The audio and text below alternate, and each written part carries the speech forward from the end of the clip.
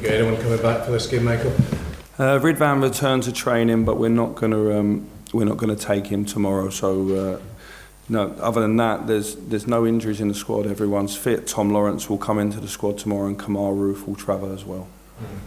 Where do you feel the team's at now after the game the other night? We're in a positive place. Also, we know we're going into a big week, into international break as well. It's been a big push since the start of the summer with the new guys coming in, and the pre-season and the start to the season's had probably every emotion. I thought we had to show some different qualities on Tuesday night than we've had to show so far, and there were some good signs in that.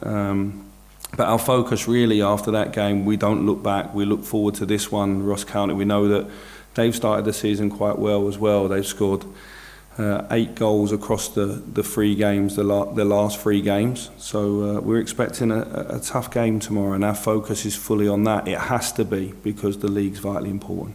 We just asked, you mentioned it there about the week ahead, we just asked Leon as well, so early into the season, it's quite a big week coming up for the club, isn't it?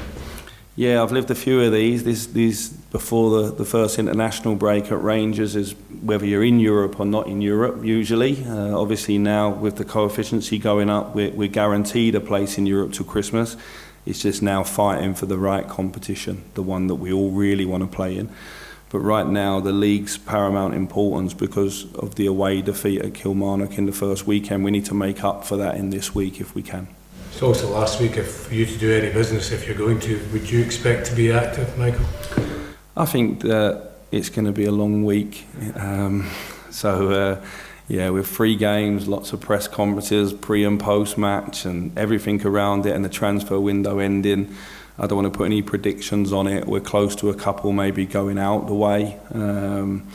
And then we may respond depending if anything comes out of the ordinary. It's not often a Rangers manager can sit here and say that he's got all 25 or 26 outfield players fit and training, so that's a positive as well. And Tom Lawrence and Kamara being in the squad tomorrow and playing in this game, some part of it, whether it's from the start or coming on, is also a big push and a big boost to everybody. Is that Glenn and Yanis when you're referring to a couple?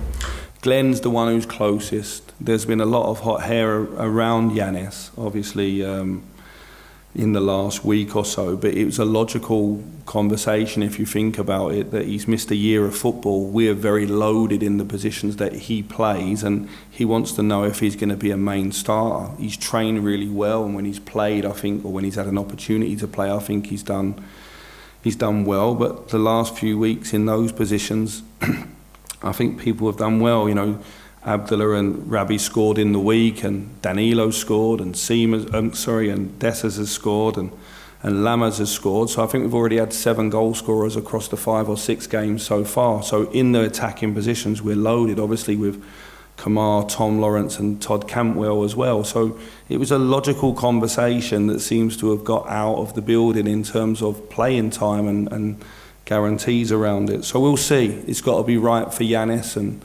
certainly not dismissing Yanis being inside and being an important player either.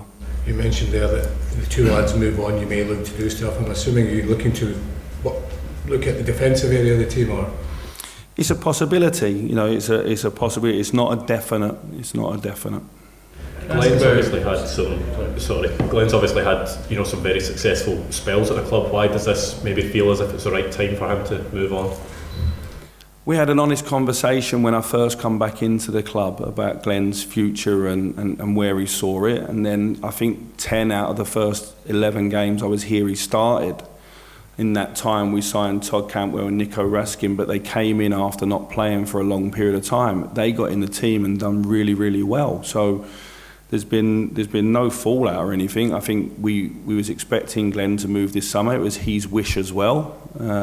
So there's no issues with that. He has to obviously find the right club. It's got to be the right valuation for everyone, because we would be losing a very good player. But when you're very honest on the player's side that he sees his future elsewhere, then as a coach you have to move in a different direction. And I wasn't in the mood for persuading anyone to play for Rangers. I just think Glenn's been an excellent signing over the period of time he's been here.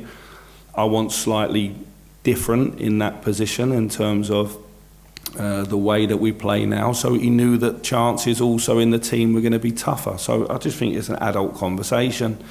that obviously is taking a little bit longer to be finalised. But if nothing moves this week, then Glenn knows he's here till January, and it's a different playing field altogether. It'd be a good example of the transfer model that this club needs to work with in terms of the value he's brought in for and what he could potentially be sold on for. Yeah, we've seen that with Joe, we've seen that with Calvin as well. We've also seen that with an academy product in Nathan Patterson. So the last 2 years at Rangers, that started to be good in terms of fruition. But we spoke last week about the price it costs to bring Raskin in, and Butland and Cantwell and Cifuentes. And I think when the day comes in the hopefully long distance future, then you feel you've got assets in the squad that you didn't overpay for.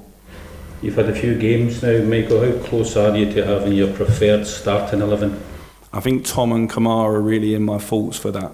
So not having them for the period of time since I've been here has been a big frustration for me. So them coming back in the squad, and certainly this week coming back after the international break, them two players are really in my thoughts as starters, not as backup players. So I've not had them. So I think then the centre-half position this summer, with Ben being injured and Connor coming back from the injury and Dujon not being fit, we wasn't able to practice how we wanted. But I think as we go into the international break, we're getting closer, and certainly coming out of it, we'll be ready. The doors will be closed, if you like, and then we can get on with really bedding down, I think, a consistent team, and people then have got to take the shirt. I think having 9 games in a period of 4 or 5 weeks, it would be amiss of me not to rotate, because it's so early in the season. We know that last year we come out of this period with a lot of injuries. A lot's been made of the finances of getting into the Champions League. Is that the most important thing of getting into the Champions League? I'm led to believe it's a single-digit number, the difference between what we'll get if we're going one or the other. The board are not planning or don't plan for that. So the planning in terms of the finances of the club, it would be a boost, of course, but it's not going to be catastrophic the other way. It's not going to mean we have to quickly sell players if it didn't go our way. We build this squad really well financially on a very modest or a competitive idea of what we're going to earn, and it's important that we break even as a football club each season, that we're not running a deficit, and I think we're in a really good place right now. And just in general about Scottish football, I wonder what you made of Hibs and Aston Villa during the week. Well, it was a game I watched with obviously a keen focus. Obviously I worked at Aston Villa and know those players really well. I think Unai Emery's done a fantastic job. Tactically, they're an interesting team. I actually thought Hibs started the game quite well. And then just the ruthlessness of the Premier League in terms of the quality, in terms of the power that Aston Villa have on the pitch. The big difference in the Premier League, when I had the pleasure of working there, was the speed and the power, and then obviously the volume off the bench. And I thought Aston Villa were very, very good on the night, and obviously Ollie was in top form. And so look, I think Aston Villa are in a great place. Obviously got a top captain in John McGinn, someone I really enjoyed working with. But through that team, if I look at the 2 midfielders, Kamara and Douglas Luiz, they're fantastic players. And Buendia and Coutinho didn't play the other day. So in terms of Hearts last night as well, I thought they were involved in a fantastic game. That will go to the wire, and well done to Aberdeen as well, coming back from 2-0 down. He's sort of proud of what the teams are doing this year in Europe, and I think we've got to get behind each other. Michael, you mentioned there that about Tom and Kamara, how you hope they can still play a big part, or will play a big part for you if they kind of stay clear of injury or injuries. It's kind of, do you still see then that Kamara can make that striker's position his own despite the amount of forwards you brought in? Yeah, I do. That was the plan anyway, that we obviously, every team needs 3 number 9s, and at the moment we would have Cyril, Danilo and Kamara. We've got other people that can play there. Abdullah, I think, strongest positions probably as a number 9, but he can play both sides. Sam's played there previously as well. I think Kamara, and certainly he's shown it in training, but you have to make a call with Kamara. He's not going to be able to be involved in 3 games a week right now. So the call is the domestic games at the weekends that he's involved in. And then we'll deal with Europe, depending on what competition in, when we have to pick a squad then. Tom's obviously been out for 11 months. He's had a couple of behind closed doors training games, if you like. He played in the B team this week. and he's ready to be involved. He's not ready to play 90 minutes right now, but I think by the time we come back from international break, Tom's ready to go as well, and what a boost that's going to be to everybody.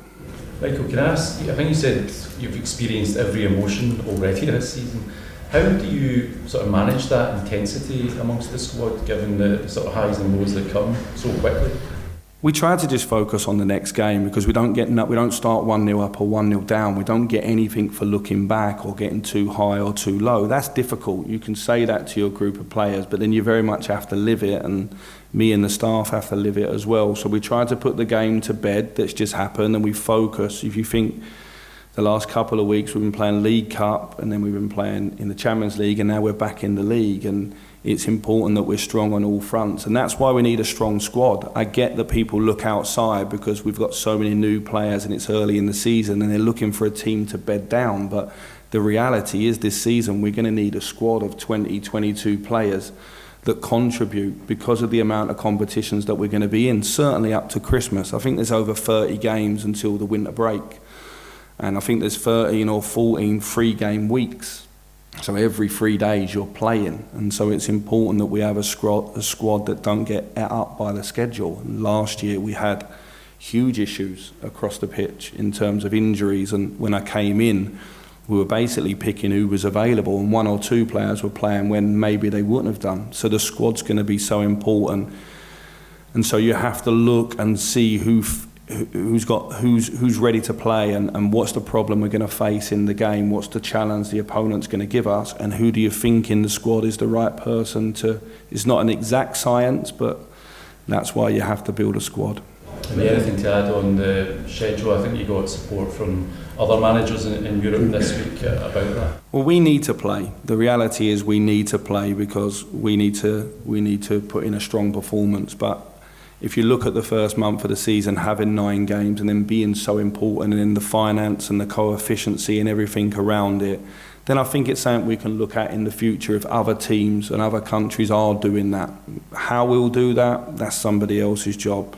When the schedule's in place, you just get on with it. And we've got I think the rest from Tuesday to Saturday morning is fine, and I think the rest from Saturday morning to Wednesday's fine. It's just obviously the team you're playing against has a little bit more time to recover and maybe time to do analysis and prepare. We won't have that same time, but physically, no problem, we can recover. You got Nnamdi over 4th left the club this week, and you just explain the process behind coming to that decision.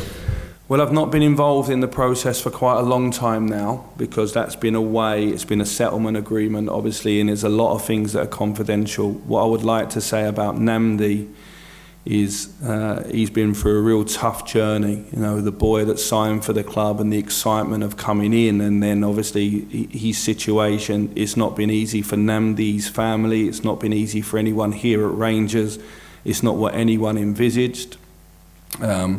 I think, from what I'm led to believe, he wants to push and keep trying, and we'll wish him well and give him every support we can.